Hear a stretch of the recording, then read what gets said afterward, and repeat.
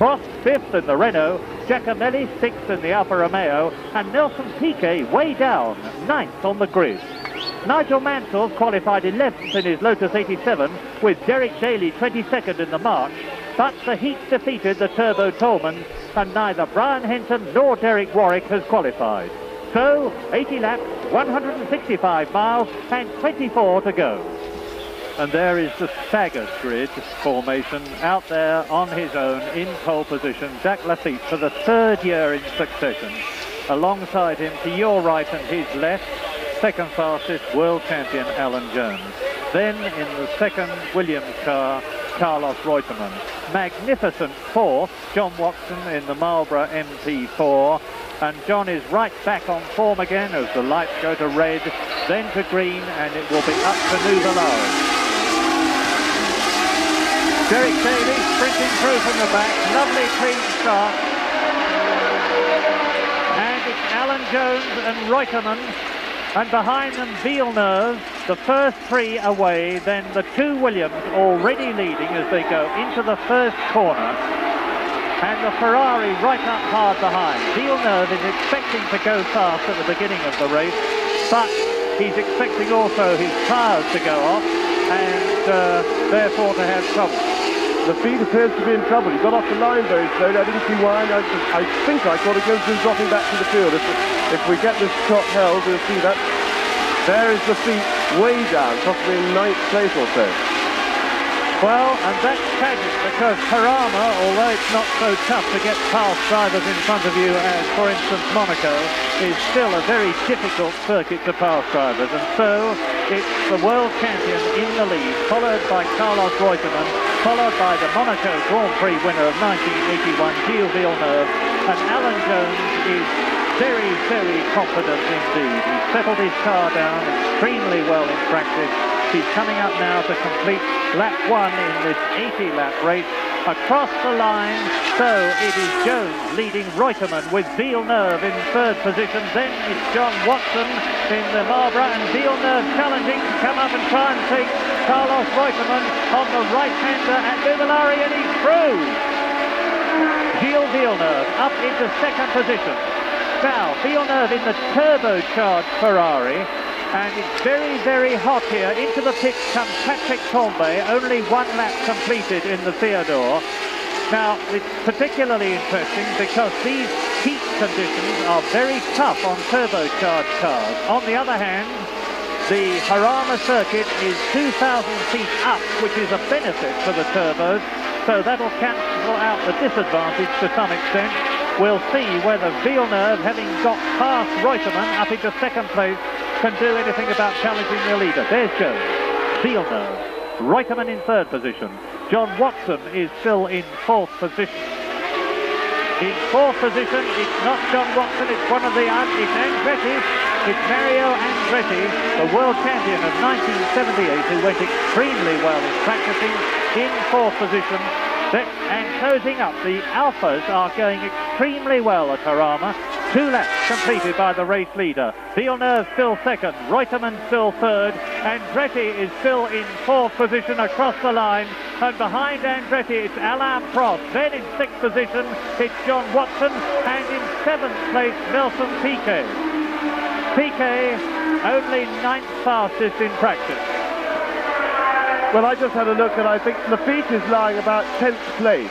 Now, I suspect what happened to Lafitte is that he cooked his clutch on the line at the start, which would mean that he slipped it a bit too much. It probably got too hot, which means that you then have to go slowly and not put any load through it so that you don't spin the clutch and let it cool down, which is why he went slowly for the first quarter of a lap.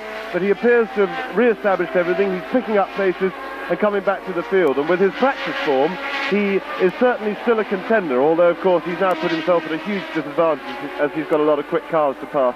And at Jarama, like most circuits, probably worse than most, it's pretty difficult to pass here. Derek Daly is in trouble, I know that. He stopped, and we've seen Patrick Tambay go into the pits in the Theodore. Andretti's still fourth, but Alain Prost is starting to move up through the field. Alain Prost has got a bent nose on the Renault, and I hope the Spanish producer lets us see a bit further down the field, because Mario Andretti who is in 4th position, now has Alain Prost right with him. Behind Alain Prost is Nelson Piquet, and behind Piquet is John Watson.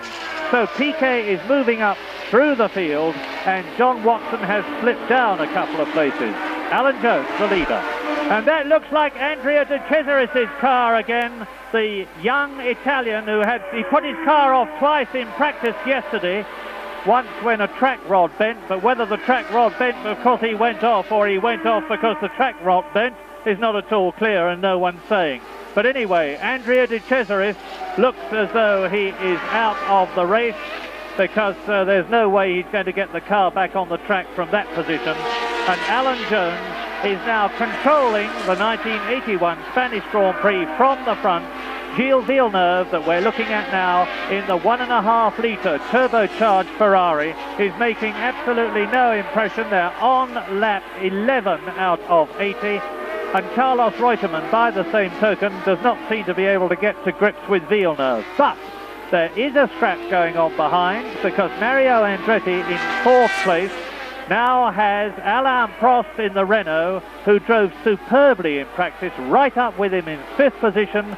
Nelson Piquet is in 6th place. Down to 7th place has gone John Watson, and now we'll see it. There is Villeneuve and Reutemann behind him, 2nd and 3rd. You just saw Mario Andretti, the American who has just won at Indianapolis for the 2nd time, coming through in 4th position. Lafitte has now moved up. I've just been having a look at the rest of the cars as they went past. He's got past Pironi. He's pulled immediately away from him, and he's into 8th place, and he's moved right up on Giacomelli's tail, I think it is, to attack him. So Lafitte is now moving slowly, gently into contention, but of course all the time he's sat behind other cars, Jones is getting further and further away from him, and it's now beginning to look as if Jones's lead is a bit too big for him to do anything about it, should he get the clear run that he needs. Eddie Cheever, number 3, comes into the pit, talks to his sponsor and mentor, Ken Tyrrell, and that's one of the Williams off. That is Alan Jones. Alan Jones, leading the Spanish Grand Prix, is in the Clag, and that is at the end of the fast straight at Nuvolari. Alan Jones leading the Spanish Grand Prix, and he was on lap 14 at the time, is out of the race as there goes Lafitte through. Alan Jones is signalling to the marshals behind him, give me a push, and look at the tyres, and the Jones adhering to the rubber on his tyres as he is pushed out, and this will make the car very difficult to handle if he gets back with the engine running, and he's gesticulating for a push again. Yes, he's trying to get a push start, but in fact that will make him in line for a disqualification. He's got the engine running. He obviously stalled it when he went off. I can only assume in that case that was a mistake from Alan. Now that was really uncharacteristic if that's the case, but the car appears to be healthy. You know, seeing Alan Jones from a fairly comfortable lead in a non-pressure situation off the road makes one tend to think that something's gone wrong with the car, because he doesn't normally make mistakes.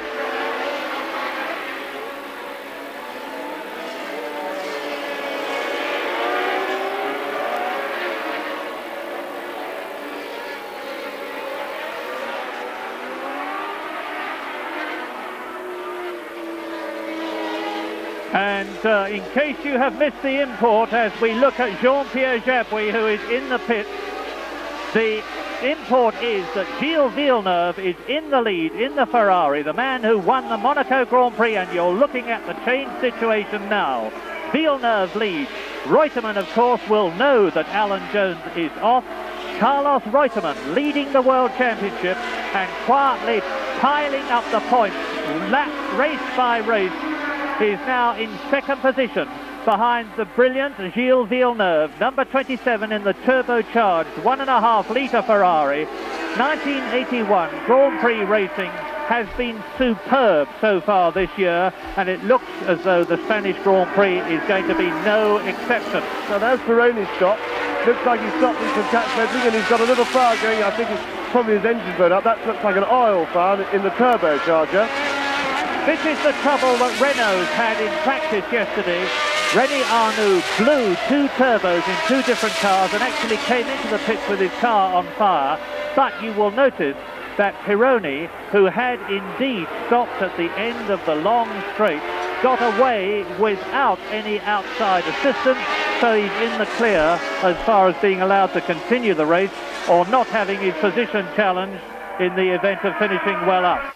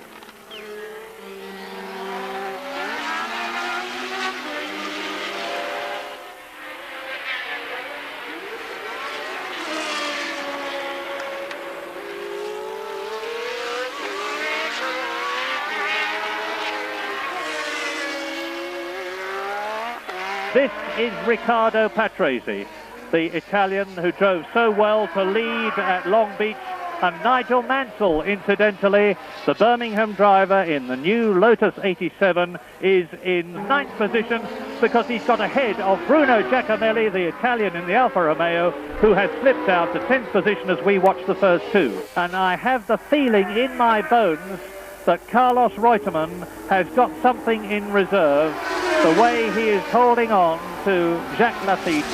These are the first three cars on lap 61 in this 80-lap Spanish Grand Prix. Vindication of those who say that Grand Prix racing has never been better than it is this year. Ferrari leads Williams, leads Talbot.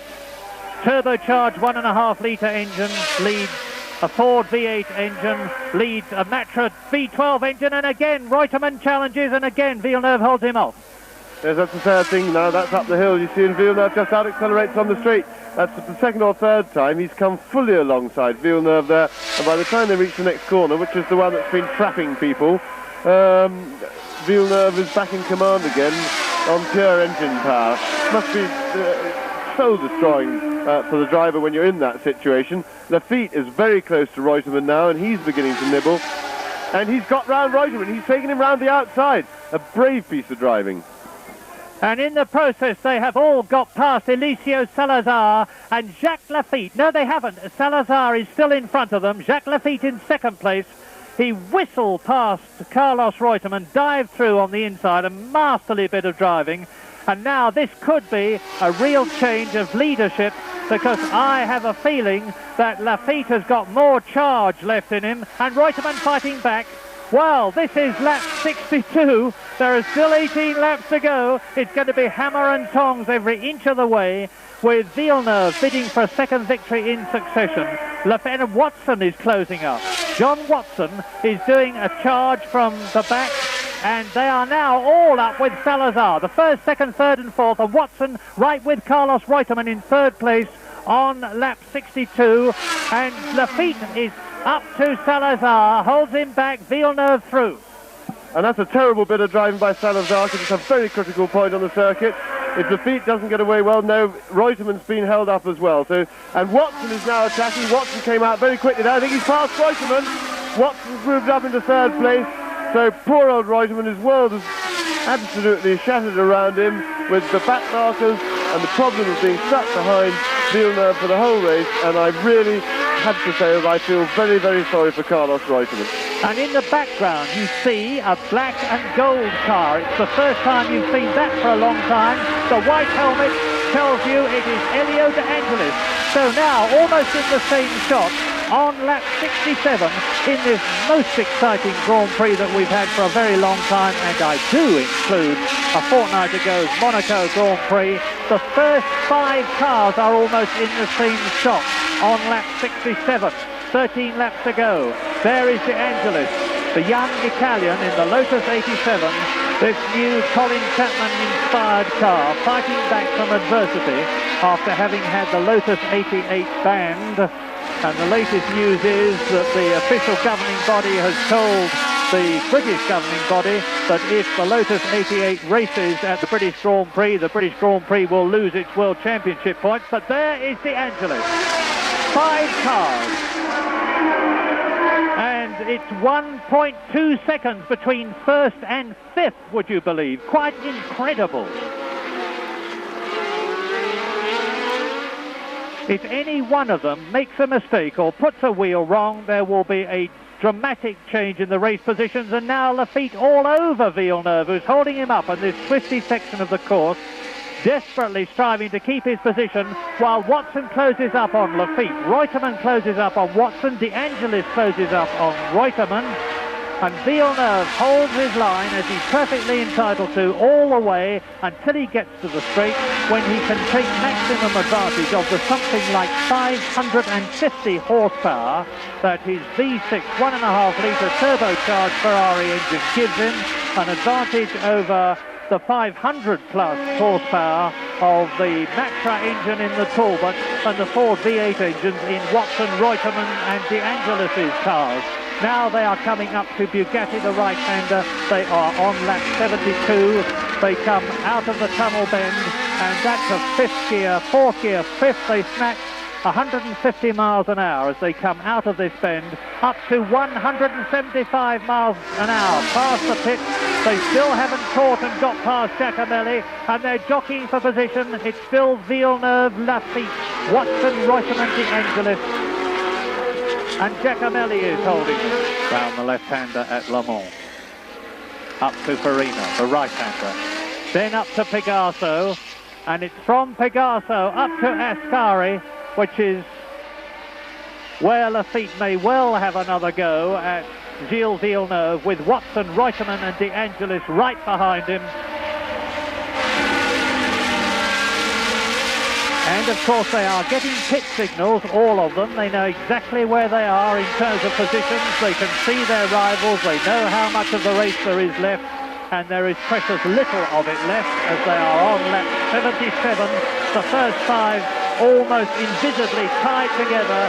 Elio De Angelis driving like the 4 in front of him. An inspired race, especially number 27, Gilles Villeneuve, who had to be virtually lifted out of the car when he finished at Monaco because he was in such a shattered condition, and I have no doubt that he'll be in the same sort of state when he finishes this race, although the adrenaline must be absolutely pouring out of all 5 of them. And De Angelis challenging Reutemann again, as down to Nuvolari again they go on lap 78 in this 80-lap race.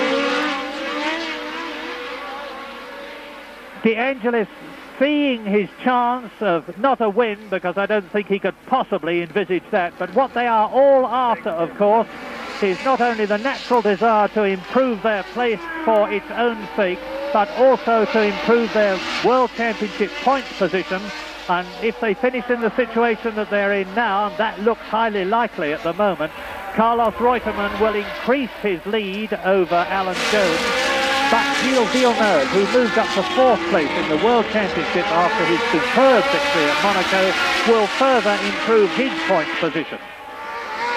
Villeneuve, Lafitte, Watson, Reutemann, De Angelis, 3rd, 2nd, 3rd, 4th, 5th, 6th, Ferrari, Talbot, Marlborough, Williams and Lotus. 5 different mates, different engine combinations and different driver nationalities. Of course, apart from making this a very exciting race and things, a result, as for instance, as the cars stand now, would also liven up the World Championship a little bit, in that of the main protagonists and the leaders, only Reutemann would add to his score, and Reutemann would not add by much from this position. So the World Championship, but it will bring Villeneuve further into contention and generally open up the championship, which of course should make for a pretty exciting latter part of the season as well. And that's Giacomelli that they're closing up on. They are closing on Giacomelli, whether Villeneuve would ideally like to do it or not. No, it's not Giacomelli, my apologies. It's one of the Fittipaldi cars from the look of it. Villeneuve, Lafitte, they are on now. Lap 79. This is the last lap but one when they come out of the Monza turn into the tunnel turn, and out of the tunnel turn it will be to start the 80th and last lap of this historic Spanish Grand Prix, and it is Chico Serra in the Fittipaldi in front of them. It's going to be tremendous on the last lap because they're past. He's moved over and let them all through. What a sensible chap. He's not going to interfere with the running of the race. That was a very courteous and gentlemanly and sensible thing to do. And now they'll see the signals, last lap, and it's going to be neck or nothing as far as they're all concerned. They are into lap 80, the deciding lap of the Spanish Grand Prix, and it's Villeneuve leading Lafitte with Watson third, Reutemann fourth, De Angelis fifth. Less than 2 seconds between the first and fifth men as they go into Fangio. Now to Le Mans. From Le Mans to Farina, and De Angelis is closing up in fifth place. There is Chico Serra dropping back all the time. Reutemann pushing Watson. Now to Pegaso. From Pegaso up to Ascari. They're into the last half lap. It's now Lafitte has got to have a real go if he is to win this Spanish Grand Prix, but Villeneuve must know exactly the line, exactly where he can put the power down, and it looks as though they are going to finish in the same positions that they're in now, because I think they are too spread out for any one to catch up or get past the others as they go round the left-hander and up toward out of Bugatti, and Lafitte tries again as they go into the Monza turn. Now there's just a short stretch from the Monza turn to the tunnel turn. This is the last few hundred yards of the Spanish Grand Prix, and Lafitte tries. But now Villeneuve then got put his foot down, and Villeneuve in the Ferrari wins from Lafitte, Watson, Reutemann and De Angelis. The Spanish crowd justifiably goes mad. What a magnificent race, and I have to say that was an absolutely marvellous ride by Gilles Villeneuve. He was not in the fastest car by any manner of means. He got into the lead by virtue of qualifying a difficult car to drive very, very well indeed. He extracted every ounce of performance that he could from the car, and he then got it grabbed his chance, and he was getting into the lead at the beginning of the race. His tyres were good, and he drove a fabulous race, controlling it with no mistake. So ends one of the most exciting Grand Prix I have ever seen, with a second successive victory for Gilles Villeneuve, a magnificent victory in the Ferrari, ahead of fast-storming Jacques Lafitte in the Talbot Matra. John Watson back at the top in third position, ahead of Carlos Reutemann in fourth place, with Elio De Angelis and Nigel Mansell bringing the Lotus 87 home in fifth and sixth places. And that, of course, changes the World Championship situation in some respects. Carlos Reutemann retains, indeed increases his lead over Alan Jones, because it's now up to 13 points ahead of the reigning world champion. Nelson Piquet, a mere 2 points behind Alan Jones in third position, but with that second victory, Gilles Villeneuve is now in fourth position, only 1 point behind Nelson Piquet, and Jacques Lafitte's improved his situation too, 4 points in fifth position behind Villeneuve, with Riccardo Patrese in sixth position.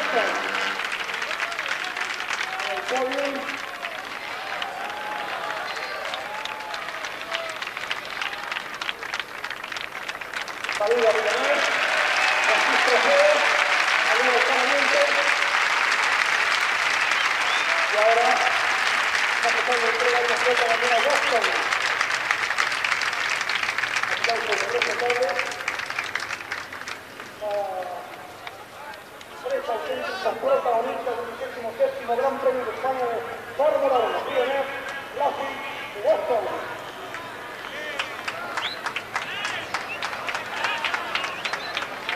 And the next is presented judges to Luna Watson, and now the current campaign ceremony is starting to take place, so that we can show everybody all right.